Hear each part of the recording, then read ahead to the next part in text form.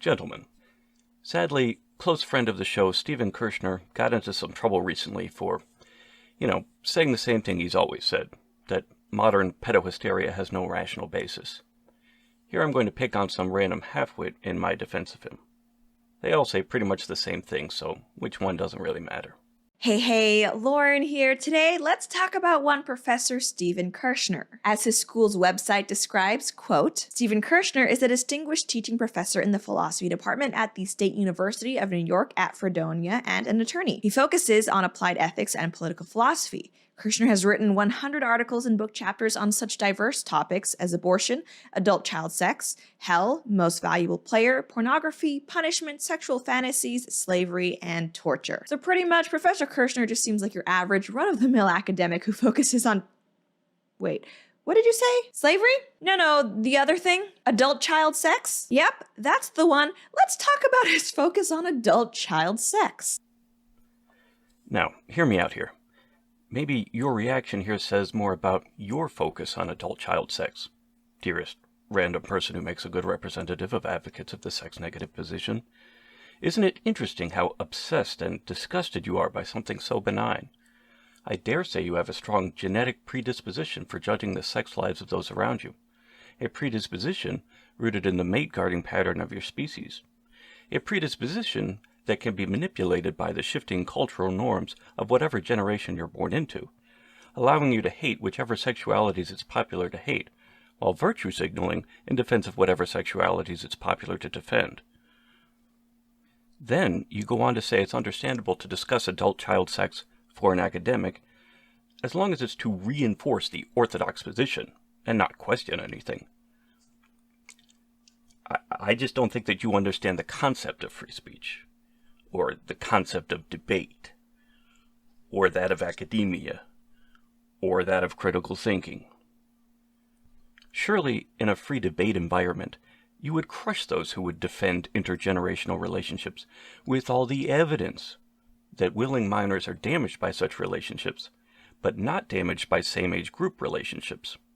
You would then be able to take those showing evidence of trauma and demonstrate that the trauma resulted even when the minor was willing or instigating, and you would demonstrate definitively that the damage was caused by the act itself and not the response of our sex-negative culture or victim industry.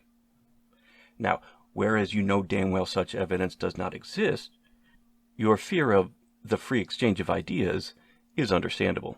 Homer, could we have a word with you? No. I must have phrased that badly. My English is how you say inelegant. I meant to say, may we have a brief, friendly chat? No. Once again, I failed. We request the pleasure of your company for a free exchange of ideas.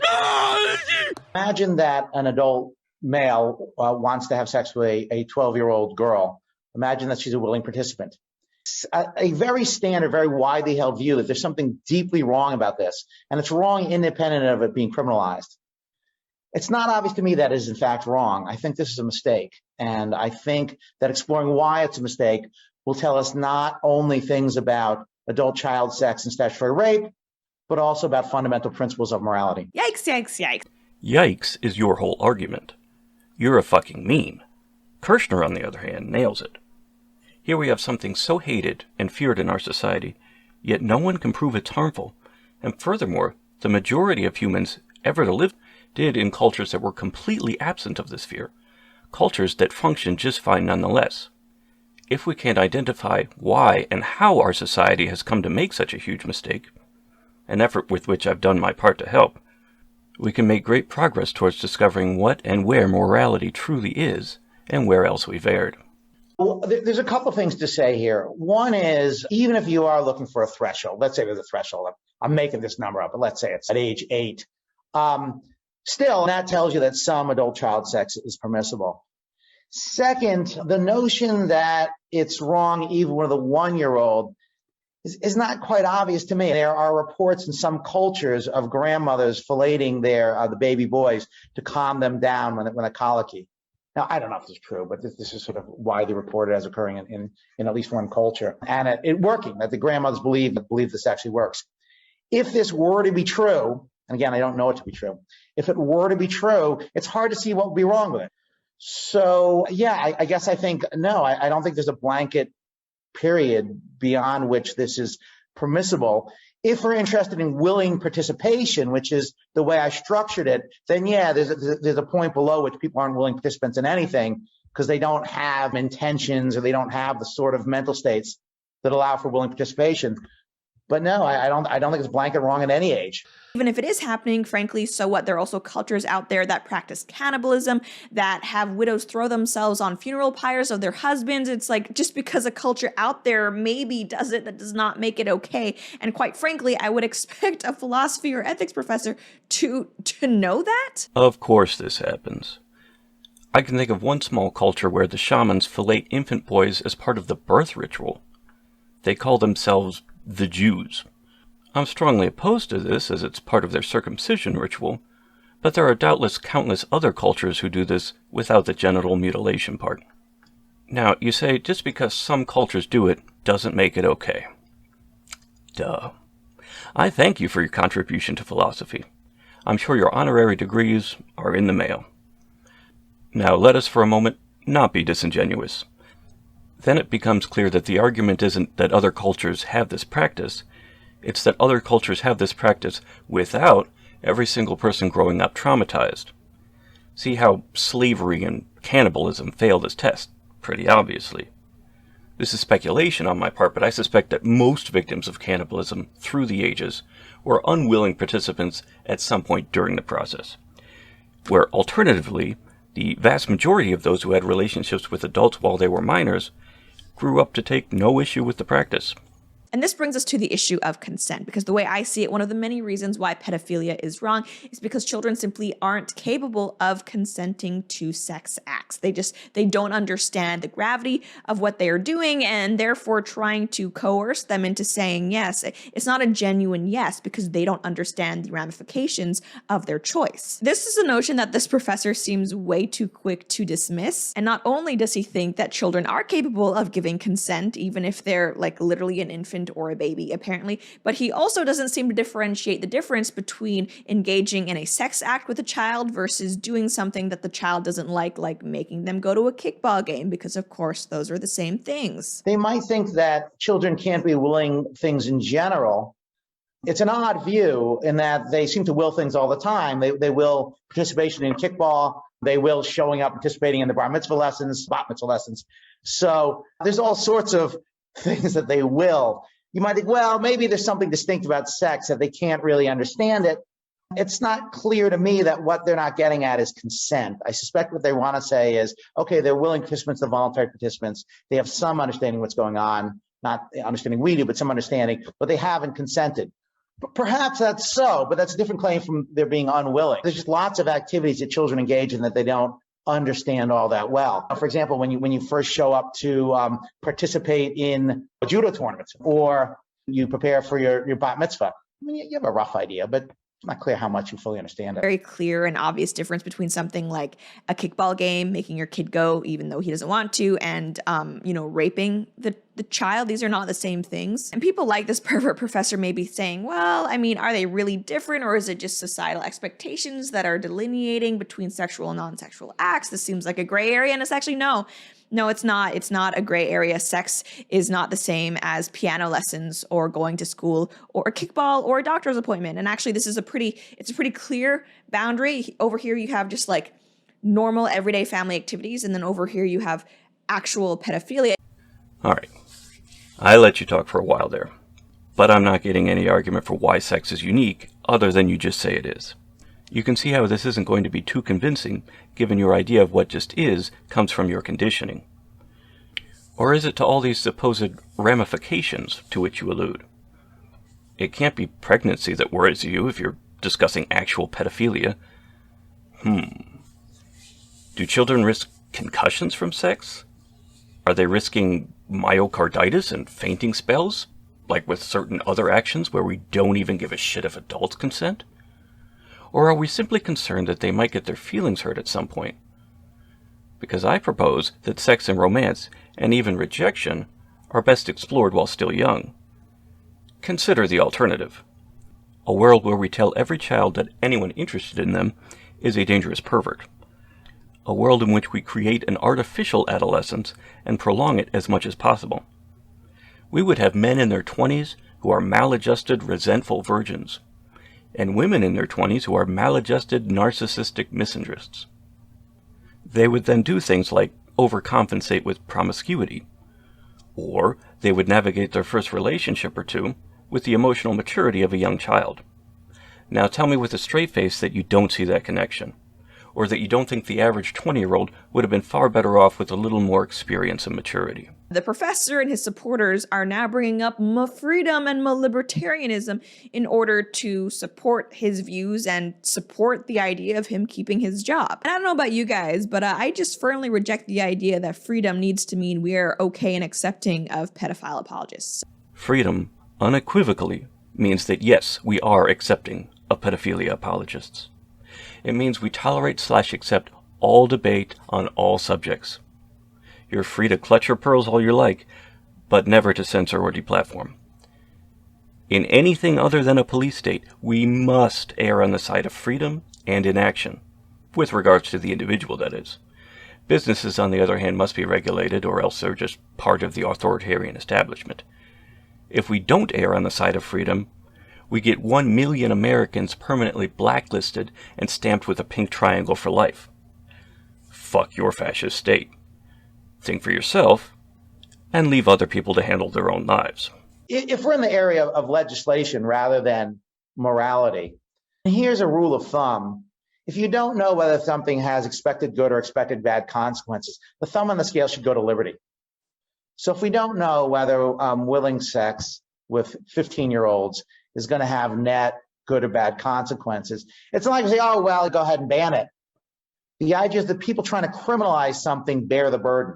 And even having harsh opinions on this, before we condemn people for engaging these on the basis of probabilistic utilitarianism, we should know that it does pose a risk for those and only those willing participants. I don't think we know that. Okay, so the idea, the notion that we just can't be sure, we're not clear on whether an adult molesting, raping, abusing a child sexually is bad or not. No, we know, we're all clear on it. Actually, psychologists have done quite a bit of work looking at the effects of child sexual abuse.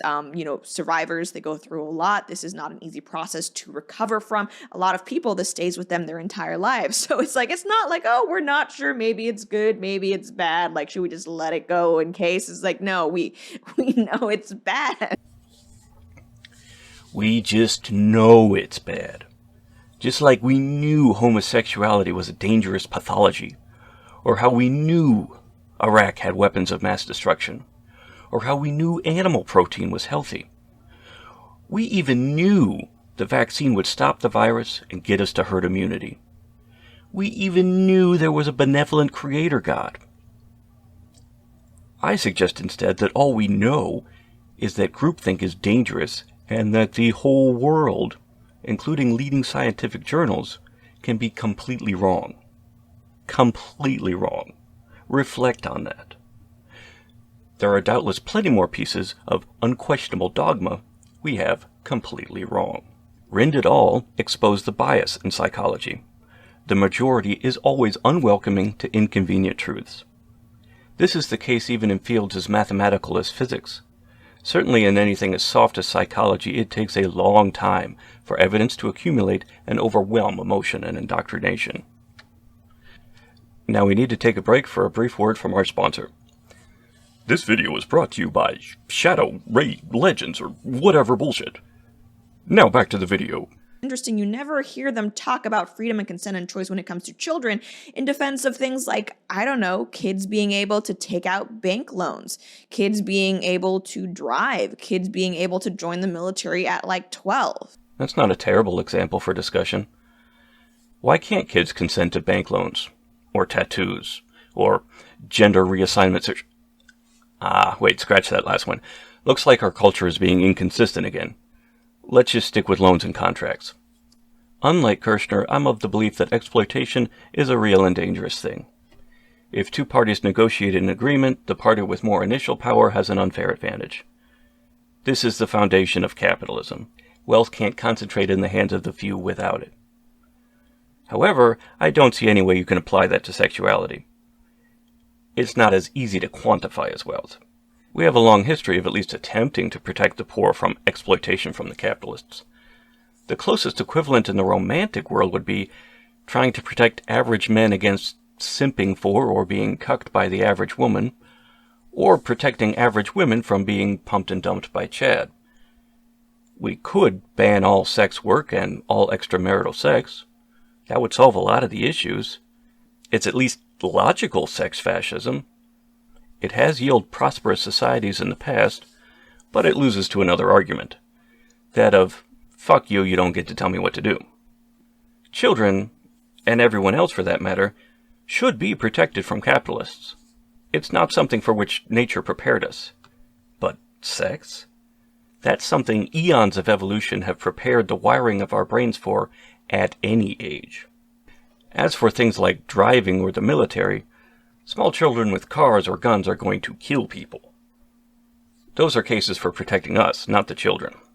You can still like freedom and support free speech while thinking that it's not okay to advocate for pedophilia. Nope.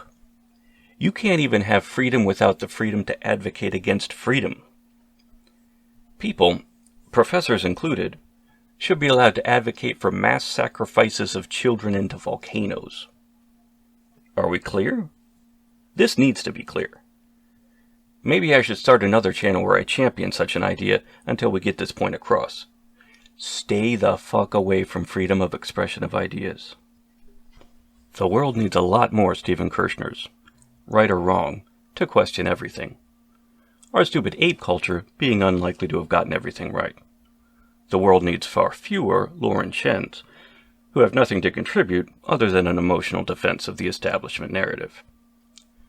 Now, we have more important matters to discuss. About a month ago, we here at the Savannah Ape had our world turned upside down. We lost someone very special to us.